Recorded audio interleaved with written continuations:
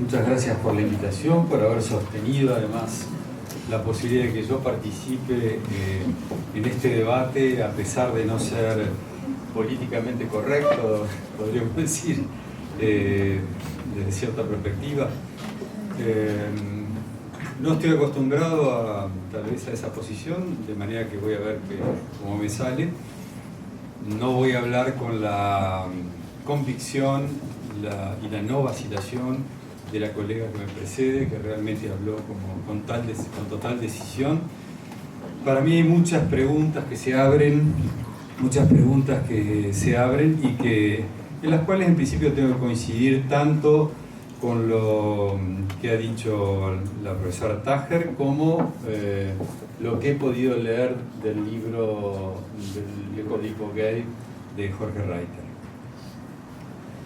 Entonces el primer punto que voy a tomar es el desfasaje existente entre lo que podríamos llamar los principios éticos y el funcionamiento efectivo de por lo menos ciertas instituciones analíticas.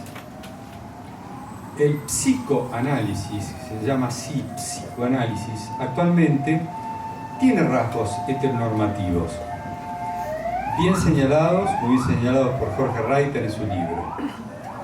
Edipo puede ser gay, y de hecho lo es en un porcentaje considerable de los casos en que el padre incluso es una referencia metafórica.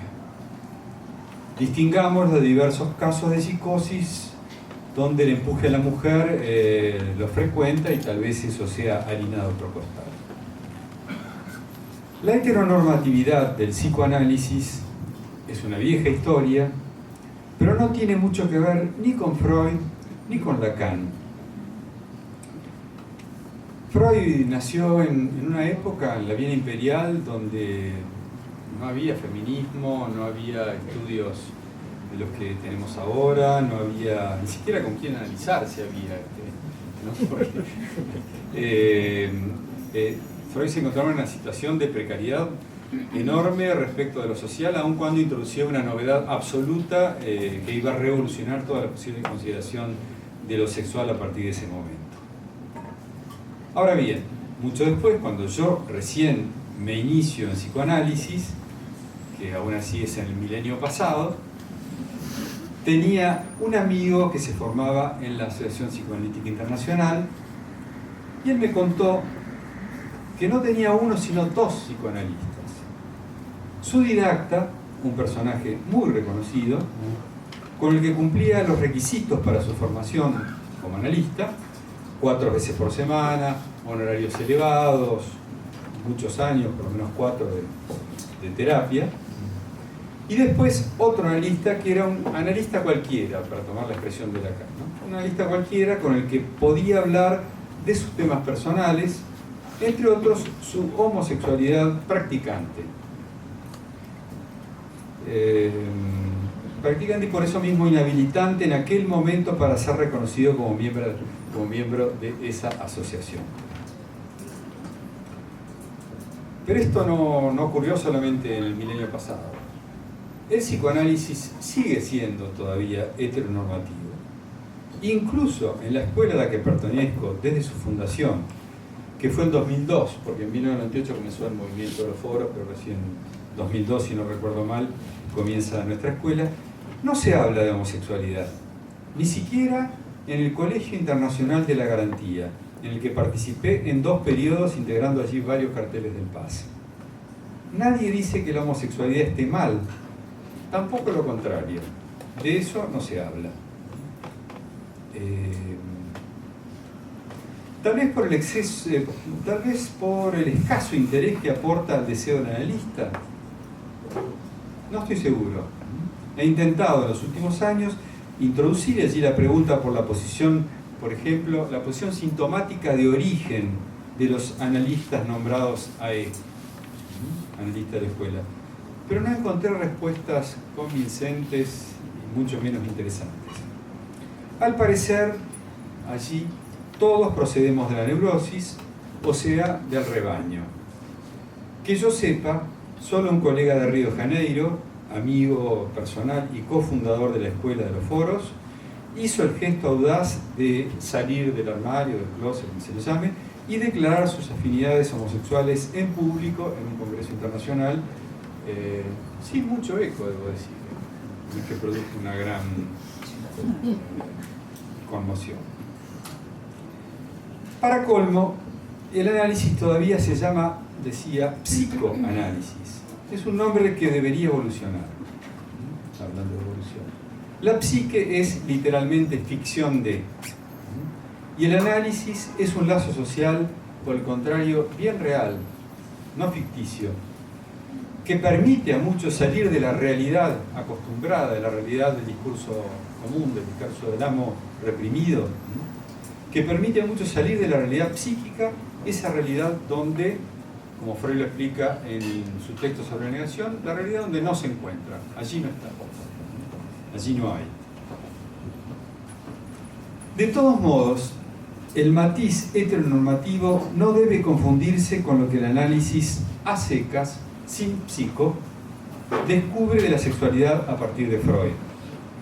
Y el análisis, a partir de Freud, que abrió el campo de exploración del cuerpo viviente, hablado y hablante, de lenguas equívocas, cuerpo sexuado, deseante, gozante, infectado por esa sustancia sutil primero de la muerte para Lacan, después sustancia de goce, que es el significante. El mismo Lacan formuló con todas las letras que el analista, esto me parece muy importante para empezar a ubicarnos al respecto, así que estamos hablando de análisis o de cualquier otra cosa, ¿no? Lacan formuló con todas las letras que el analista debe pagar no solo con palabras en el plano de la interpretación, con su persona en el nivel de la transferencia, sino que debe pagar con su juicio íntimo en el plano del acto analítico. Y no solo con su juicio estético, su juicio, por ejemplo, acerca de si le gustan, en este caso, las chicas o los chicos, sino también con su juicio teleológico, su juicio acerca de los fines y las finalidades del análisis. De modo que, si es analista, autoriza una tarea que no sabe a dónde lleva,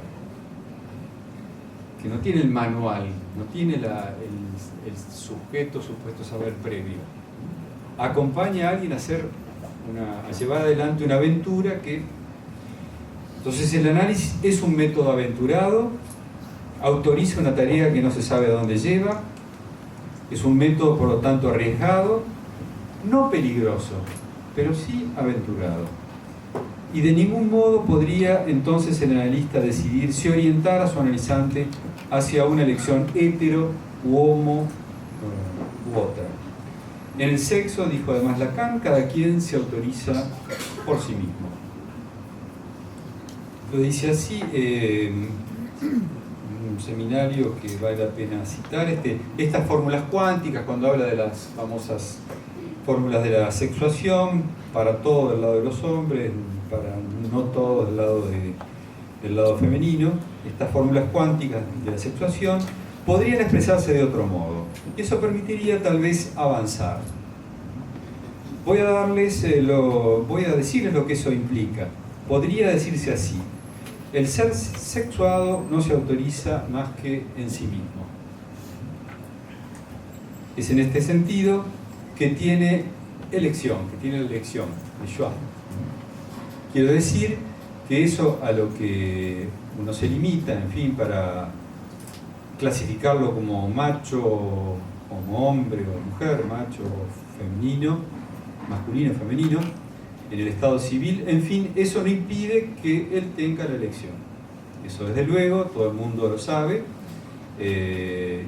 pero bueno, de todos modos no se autoriza más que en sí mismo, a lo que agregaría y algunos otros. Algunos otros que también allí habría que ver cómo interpretar eso, cómo entenderlo, cómo confrontar la película, cómo leer la película XXI cuando se ve la vacilación, la inermidad de esos algunos otros. La película de XXI donde esos algunos otros no saben bien qué hacer, ¿no? más cercano, sí. Bien, quisiera introducir el segundo y tal vez último punto, que es la distinción entre heteronormatividad y heteridad, como dos cosas diferentes. Hetero se opone a homo, como lo otro, lo radicalmente otro, se opone a lo mismo. Kierkegaard, un anti-hegeliano que no creía en la Aufhebung, en la mediación de los contrarios, en su Tratado de la Angustia plantea que el sexo es el único caso en que la mediación, la Aufhebung, de los opuestos implica contradicción. Lacan dirá esto a su manera: están los varones, dice, están las mujeres, il n'y a pas de Auvergnat, y no hay los del macizo central, no hay nada intermedio para discutir, ¿no? No hay los del medio, no hay los del macizo central. Es el punto donde se inserta la teoría de los géneros, ¿no? Que habría algo intermedio. Por ejemplo, eso que ha sido parido, género, genus, y algunos otros no saben cómo sexual en ese caso. De modo que la homosexualidad, desde esta perspectiva, también puede ser pensada como una contradicción en los términos. Es más preciso, homo y sexual son dos cosas que a lo mejor se contradicen. Tal vez sea más preciso hablar de gay, de la alegría fálica contenida en el vínculo de la fantasía, que promueve objetos parasexuales falicizados, sadomasoquistas u otros, esos que permiten a Saint-Foucault denunciar el poder y glorificar el fisting, el fist-fucking, ¿no? Es muy interesante toda la lectura que hace David Halperin de Foucault, de la obra y de algunas entrevistas de Foucault. Se puede hablar muy bien de gay, al menos mientras esté contento, algo que ni siquiera Bersani garantiza, y de hecho él, en la Facultad de Psicología, reprochó al psicoanálisis no haber generado una erotología nueva que permita al gay, cuyo recto no es una tumba, no aburrirse después de varios años de compartir su alegría con un mismo partener. Hay cosas para revisar. Y ya que hablamos de órganos,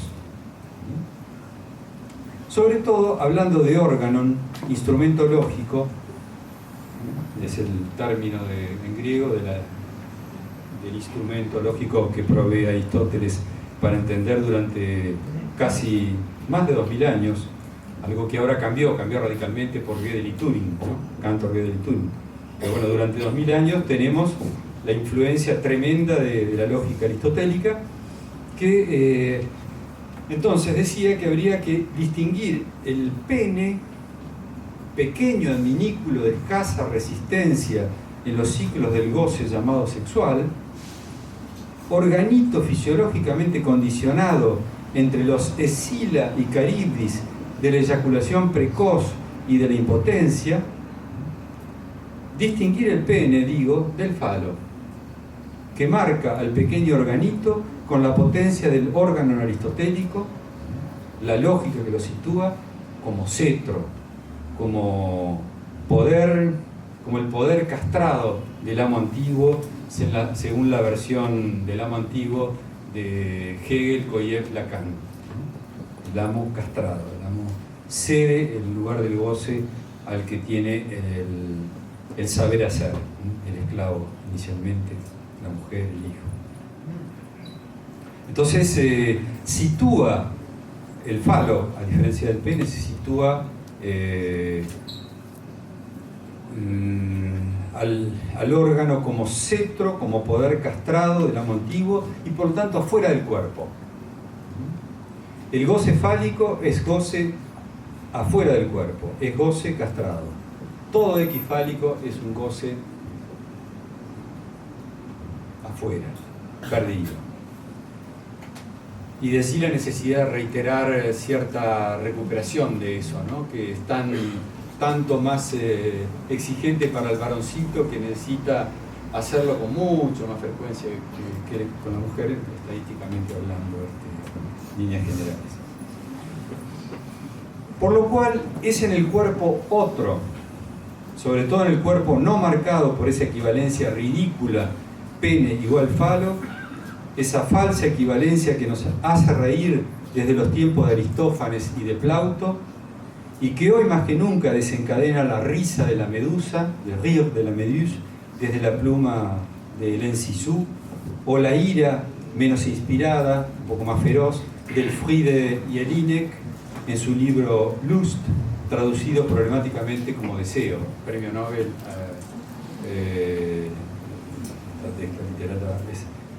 Jelinek, que ha sido premio Nobel hace más de una década, una autora alemana. Y el libro se consigue con el nombre de Deseo en español, traduciendo Lust. Es en el cuerpo otro, a situar del lado de una mujer, donde el goce no castrado, no marcado por el órgano fálico, podría situarse.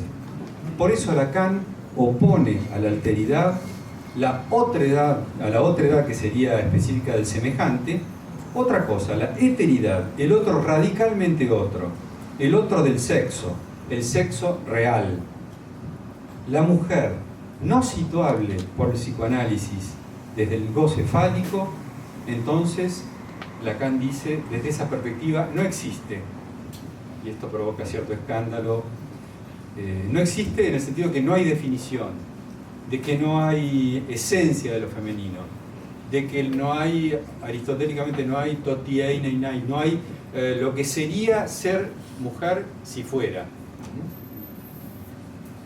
Por eso justamente es el sexo real. Y es el sexo al mismo tiempo no esencial, sino que existe, a la manera en que lo escribe Heidegger, que se sostiene por fuera de lo que puede ser escrito en los términos de la función fálica, que da sentido, etc. Que permite aprender, dominar esas cosas, ¿no? Conocer. El psicoanálisis entonces no es heteronormativo, pero sí es heterodeseante. Y el deseo y la pregunta por lo real del sexo le conciernen profundamente. De hecho, Lacan abordó esta cuestión, siguiendo en algunos puntos a Freud, en otros avanzó, al menos desde 4 perspectivas. La pregunta histérica por el deseo femenino, que está abierta ya en el seminario tercero, todos conocen, supongo, esos desarrollos. El interrogatorio perverso, no sobre el deseo, sino sobre el goce femenino, que desarrolla sobre todo en el seminario sobre la lógica de la fantasía, que dice, pregunta, interrogatorio, que abre la puerta de todos los actos de la fantasía en su posibilidad de pasaje al acto parafílico, digamos. Reemplazo, actos de reemplazo del cuerpo de la mujer, ¿no? Porque en el medio ya pasamos de la envidia del pene freudiana a la envidia del goce que en realidad se encuentra en el cuerpo de la mujer, ¿no? Entonces entiende que todo intento de recuperación de goce sea algo que es post-kleiniano y que necesita entonces ahora tratar de apoderarse, así como el amo antiguo pasa al capitalismo apoderándose del know-how del esclavo, también en el caso actual del interrogatorio perverso trata de pasarse justamente por apoderarse de lo que se pueda, aunque sea una parte del goce del cuerpo del otro.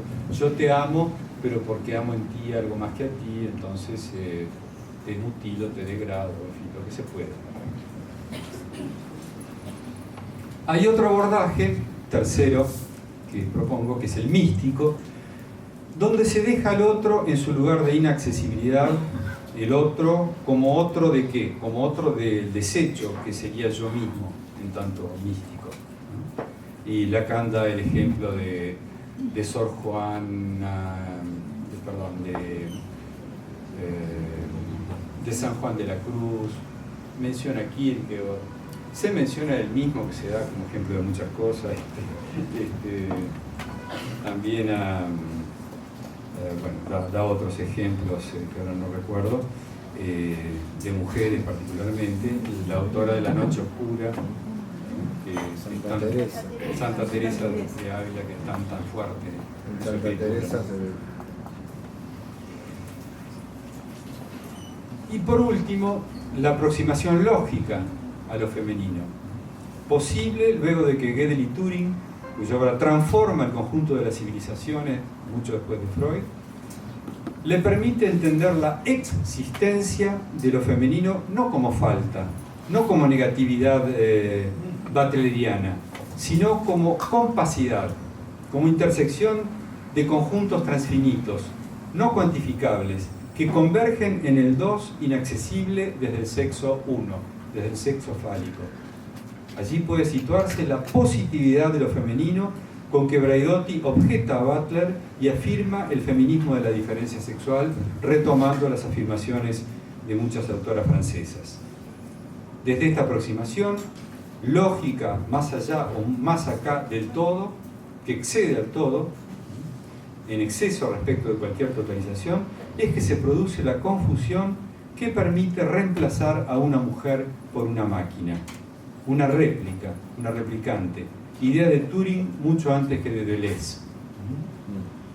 No voy a poder citar ahora, tengo aquí el texto, pero si hay tiempo después leo un poquito, cómo se las ingenia Turing para meter en el capitalismo, en el discurso del capitalismo, algo que realmente va a tener impacto y que va a tenerlo a tal punto que realmente tenemos ejemplos hoy impresionantes de la operatoria de una lógica nueva que se nota en su funcionamiento en el sistema del capitalismo, donde ya no hay tanto dominante y dominado, todos somos más o menos proletarios, y el psicoanálisis, que también está metido en esa lógica y debiera estarlo de otra manera.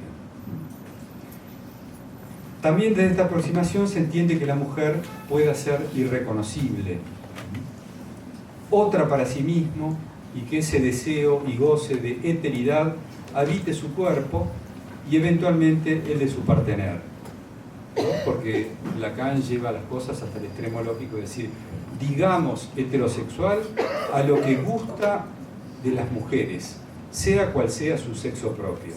C'est qui aime les femmes, dice, ¿no?